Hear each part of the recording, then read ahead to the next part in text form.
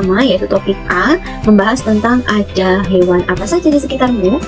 Tahukah kalian, lebih dari 1,2 juta jenis hewan hidup di bumi, mulai dari hewan yang sangat kecil sampai hewan yang sangat besar, teman-teman. Hewan tersebut memiliki bentuk dan keunikan yang berbeda-beda, mulai dari bentuk tubuhnya yang beragam, tempat tinggalnya, hingga perilakunya. Supaya mudah dalam mempelajarinya, maka ilmuwan membagi hewan-hewan tersebut menjadi dua jenis, yakni hewan tidak memiliki tulang belakang dan hewan yang memiliki tulang belakang. Lalu teman-teman, apakah perbedaan keduanya? Kalian tahu atau tidak? Oke, kita bahas satu persatu ya, mulai dari hewan invertebrata atau hewan yang tidak memiliki tulang belakang, di mana hewan invertebrata ini memiliki ciri-ciri seperti tubuhnya lunak dan beberapa berunggah karena memang tidak memiliki tulang belakang, teman-teman.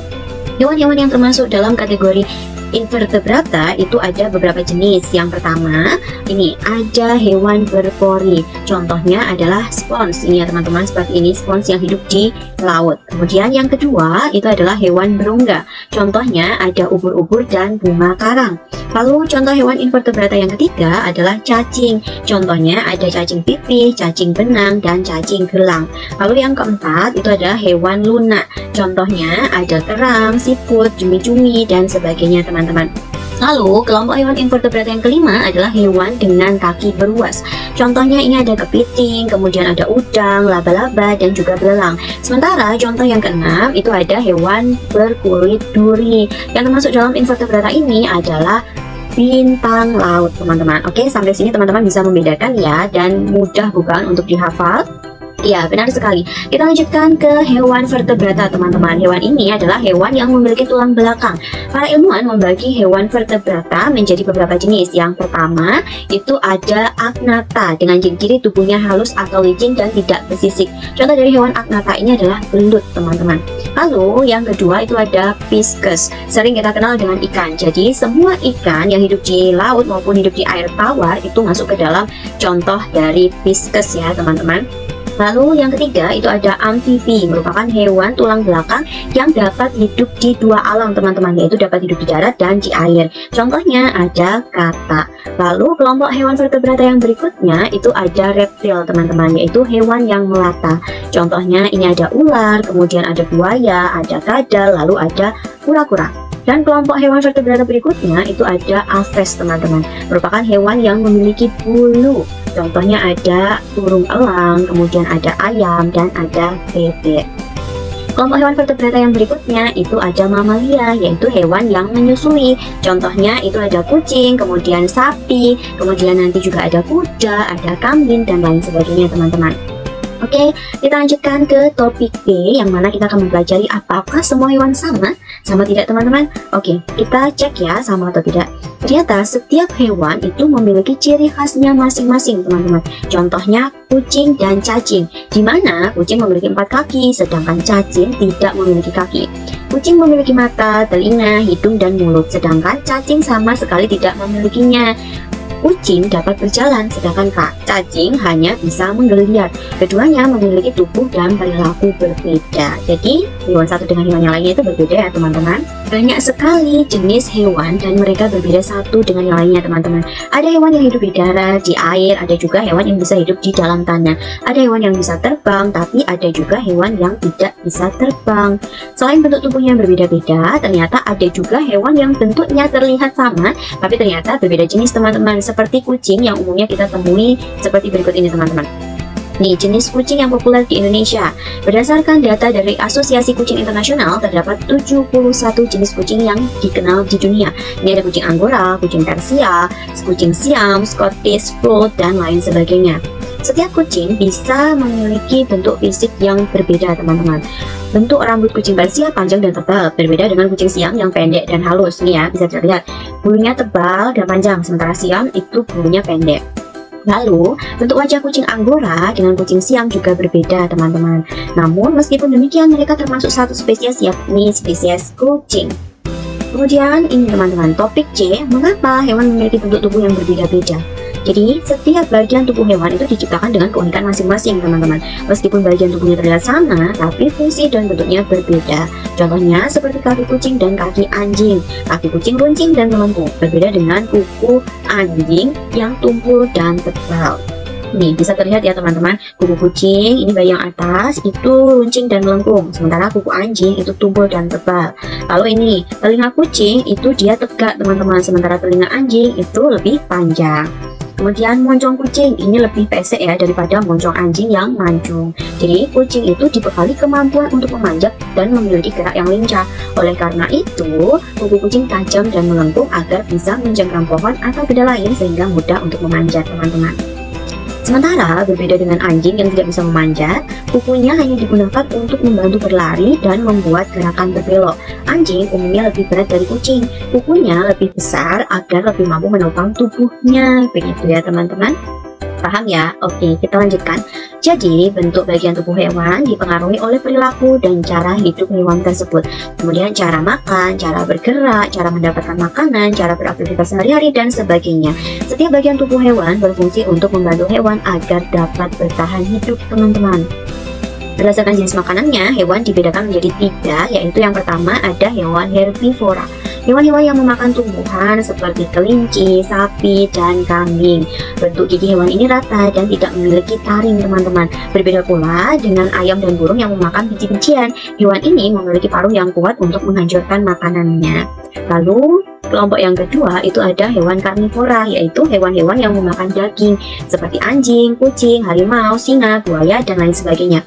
Hewan ini memiliki gigi taring yang berfungsi untuk mengoyak daging yang mereka makan. Lalu jenis hewan yang ketiga itu ada hewan omnivora, merupakan hewan yang memakan segala, yaitu dia hewan ini memakan tumbuhan maupun hewan lainnya teman-teman, seperti monyet, tikus, babi, rubah, dan sebagainya. Itu adalah 3 kelompok hewan berdasarkan jenis makanannya ya teman-teman. Oke, sampai sini paham bukan? Ya, sekiranya cukup sekian yang bisa saya sampaikan pada kesempatan kali ini. Kurang lebihnya saya mohon maaf dan sampai jumpa. Mari kenali hewan di sekitar kita. Dengan tujuan pembelajaran, yang pertama mengenali keragaman hewan di sekitar kita. Yang kedua mengetahui bahwa setiap hewan mempunyai tempat tinggal, makanan, dan cara bergeraknya masing-masing. Pengelompokan berdasarkan makanannya, hewan-hewan yang memakan tanaman sering disebut dengan herbivora. Dan hewan-hewan yang memakan hewan lain disebut dengan karnivora. Nah, ada juga hewan yang makan tumbuhan maupun hewan lainnya disebut hewan omnivora. Lalu berdasarkan tempat tinggalnya, yang pertama hewan yang hidup di darat disebut hewan terestrial.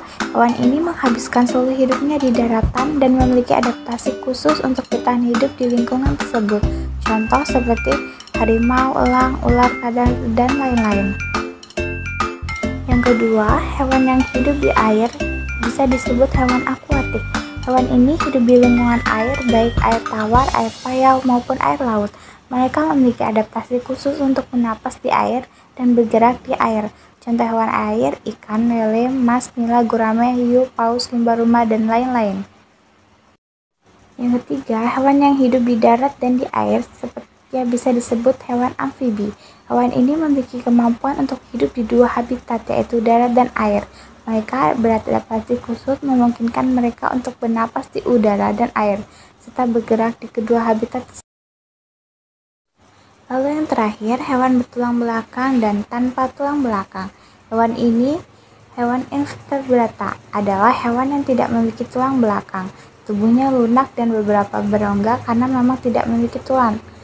Hewan-hewan yang termasuk kategori ini terbagi menjadi beberapa jenis, yaitu contohnya hewan invertebrata, yaitu hewan berpori seperti spons laut, hewan berongga seperti ubur-ubur, cacing seperti cacing pipih, cacing benang, dan cacing gelang. Yang keempat, hewan lunak seperti kerang, siput. Dan yang kelima, hewan dengan kaki beruas seperti kepiting, udang, laba-laba, dan lain-lain. Hewan vertebrata adalah hewan yang memiliki tulang belakang. Hewan-hewan ini banyak sekali kita temui dalam kehidupan sehari-hari. Para ilmuwan membagi hewan vertebrata menjadi beberapa seperti belut, ikan, katak, dan lain-lain. Bab 2.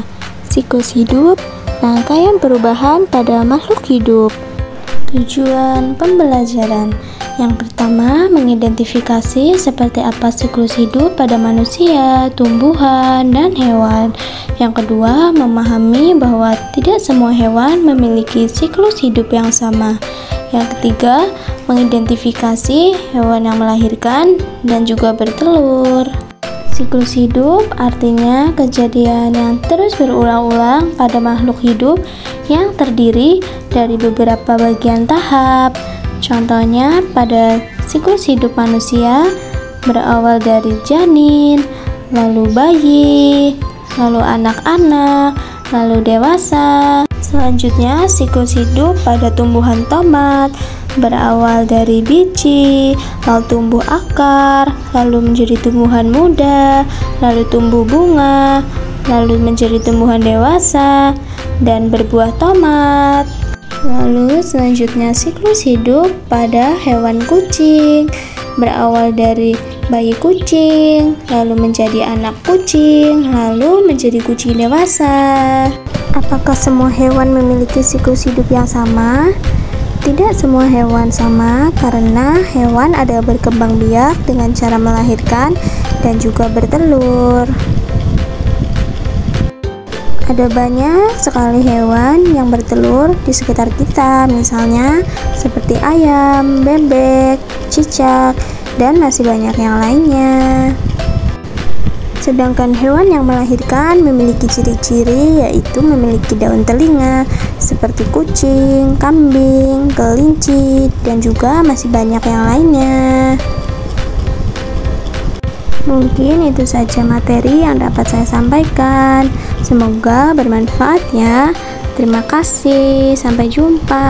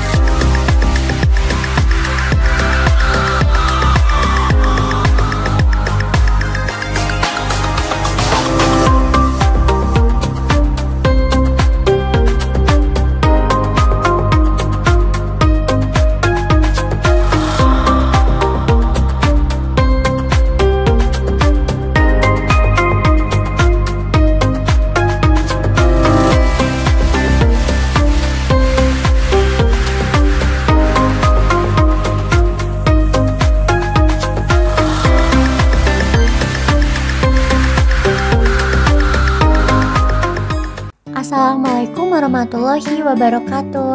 Halo teman-teman. Di sini saya akan membahas materi bab 3 tentang para penghuni alam. Mata pelajaran IPAS kelas 3. Nah, di sini ada tujuan pembelajaran. Yang pertama, menganalisis komponen biotik dan abiotik dalam suatu ekosistem. Yang kedua, mengetahui peran komponen dalam suatu ekosistem. Yang ketiga, menganalisis keterkaitan dan hubungan yang terjadi antar komponen pada suatu ekosistem. A. Ekosistem. Apa sih yang dimaksud dengan ekosistem? Satu makhluk hidup bisa kita sebut sebagai individu, Jika makhluk hidup sejenis ini berkelompok, kita sebut sebagai populasi. Lingkungan tempat tinggal makhluk hidup disebut habitat. Sekelompok makhluk hidup yang berbeda jenisnya dan hidup berdampingan disebut sebagai komunitas. Komunitas ini akan berinteraksi dengan benda tidak hidup pada lingkungannya. Inilah yang disebut dengan ekosistem. Apa sih macam-macam ekosistem itu? Yuk kita bahas. Macam-macam ekosistem. Tuhan menciptakan bumi kita dengan berbagai macam ekosistem di dalamnya. Ada ekosistem sawah, kolam, hutan, kota, gurun, desa, dan masih banyak lagi. B. Komponen biotik dan abiotik. Di alam, makhluk hidup disebut sebagai komponen biotik. Namun, untuk benda-benda alam lainnya yang bukan makhluk hidup disebut sebagai komponen abiotik. Apa contohnya? Seperti tanah, matahari, air, udara, dan benda-benda alam lainnya. Ada komponen-komponen yang hanya ditemukan di ekosistem tertentu. Misalnya, pasir, batu karang, air asin, dan bintang laut ada di ekosistem pantai. Beruang kutub hanya ditemukan di wilayah kutub utara dan Antartika. Pada wilayah ini pun ditemukan komponen abiotik berupa salju.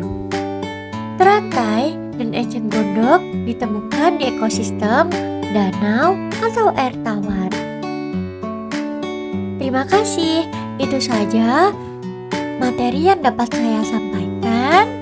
Semoga bermanfaat. Dadah teman-teman. Wassalamualaikum warahmatullahi wabarakatuh. Halo adik-adik semua. Di sini saya akan menjelaskan tentang peristiwa simbiosis.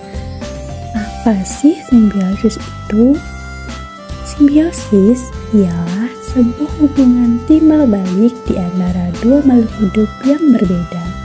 Istilah tersebut dipakai untuk menjelaskan suatu interaksi antar organisme yang hidup berdampingan. Dalam ilmu biologi, simbiosis juga dikaitkan dengan cara makhluk hidup dapat bertahan. Dengan demikian, habitat juga diwarnai dengan perdanan. Nah, adik-adik, di dalam pembagiannya, simbiosis dibedakan menjadi 3 jenis, yaitu simbiosis mutualisme, simbiosis komensalisme, dan simbiosis parasitisme. Di sini, simbiosis mutualisme adalah bentuk interaksi antara dua organisme yang berbeda spesies dan sama-sama mendapatkan keuntungan dari hasil interaksi tersebut. Selain itu, keduanya saling memberikan manfaat tanpa ada yang merasa dirugikan. Contohnya adalah peristiwa simbiosis yang dialami oleh manusia dan bakteri E. coli. Dengan keberadaan bakteri ini, tubuh manusia terbantu untuk mengurangi pertumbuhan bakteri jahat dan mempercepat proses pembusukan usus besar. Sementara itu, keuntungan yang didapat oleh bakteri E. coli adalah mendapat makanan dari sisa-sisa pembuangan usus besar. Lalu yang kedua adalah simbiosis komensalisme. Simbiosis komensalisme adalah jenis interaksi antara dua organisme yang berbeda, di mana salah satu organismenya mendapatkan manfaat tanpa memberikan efek positif atau efek negatif pada organisme lainnya, atau organisme lainnya tidak terpengaruhi. Contohnya adalah peristiwa simbiosis antara hewan kerbau dan burung pemakan kutu.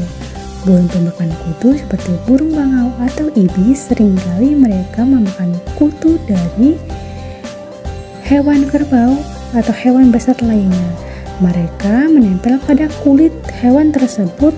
Dalam hal ini, burung mendapat makanan tambahan tanpa memberikan dampak yang signifikan bagi hewan besar tersebut. Yang ketiga yakni simbiosis parasitisme. Simbiosis parasitisme adalah hubungan yang terjalin ketika suatu organisme mendapatkan keuntungan dengan mengorbankan yang satunya. Dengan kata lain, organisme yang mendapatkan keuntungan disebut parasit, sedangkan organisme yang dirugikan disebut inang. Karena parasit hidup dan mendapatkan makanan dari inangnya, maka kematian inang akan mendatangkan kematian bagi parasit itu sendiri. Contohnya, yang dalam peristiwa nyamuk mendapatkan makanan dengan cara menghisap darah, dengan keuntungan dapat berkembang biak, sementara manusia dirugikan menyebabkan gatal di kulit. Bahkan ada berbagai jenis nyamuk tertentu yang membawa penyakit mematikan seperti demam berdarah dan malaria. Nah, jadi begitu adik-adik, itulah tadi 3 jenis simbiosis yang terjadi di kehidupan kita sehari-hari. Kita sebagai manusia harus selalu berusaha menjalin simbiosis mutualisme dengan manusia dan makhluk hidup lainnya agar mendapatkan keuntungan. Jangan sampai kita menjadi parasit yang bisa merugikan pihak lain. Nah, itulah pembahasan dari saya tentang peristiwa simbiosis. Semoga mendapatkan manfaat dari pembahasan ini. Terima kasih.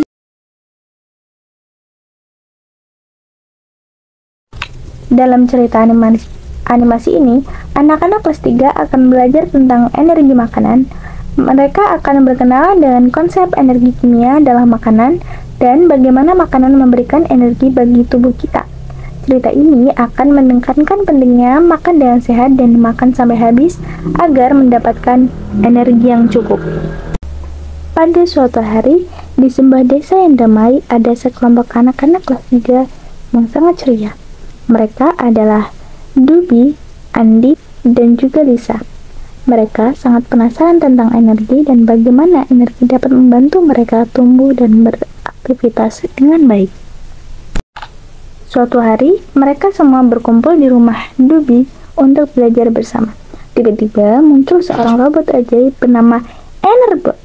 Enerbot adalah robot yang pintar dan bisa berbicara. Ia datang untuk mengajarkan anak-anak tentang energi. Enerbot berkata, "Hai anak-anak, aku akan mengajarkan kalian tentang energi dari makanan. Kalian tahu kan, makanan memberikan energi yang kita butuhkan untuk bergerak dan beraktivitas sehari-hari." Anak-anak sangat antusias mendengarnya. Mereka duduk dengan semangat dan siap untuk belajar. Enerbot menjelaskan bahwa makanan mengandung energi kimia yang dapat diubah menjadi energi yang kita gunakan. Enerbot membawa mereka ke dapur. Di sana, mereka melihat berbagai jenis makanan yang lezat seperti buah-buahan, sayuran, roti, dan daging. Enerbot menjelaskan bahwa makanan yang kita makan mengandung energi yang disebut kalori. Semakin banyak kalori dalam makanan, semakin banyak energi yang kita dapatkan. Setelah itu, Enerbot memberikan anak-anak beberapa latihan soal tentang energi makanan. Berikut adalah beberapa soal yang diberikan Enerbot kepada anak-anak. Yang pertama, apa yang memberikan energi pada kita untuk bergerak dan beraktivitas sehari-hari? Yang kedua, apa yang mengandung energi kimia dalam makanan? Yang ketiga, apa yang mengubah energi kimia dalam makanan menjadi energi yang kita gunakan? Yang keempat, mengapa penting untuk makan sampai habis? Anak-anak dengan penuh semangat menjawab soal-soal tersebut. Mereka belajar dengan senang hati dan semakin mengerti betapa pentingnya makanan untuk memberikan energi bagi tubuh mereka. Mereka semua merasa bahagia dan bersyukur telah belajar tentang energi makanan. Mereka berjanji untuk selalu menjaga pola makan yang sehat agar tetap bertenaga dan aktif dalam menjalani kehidupan sehari-hari.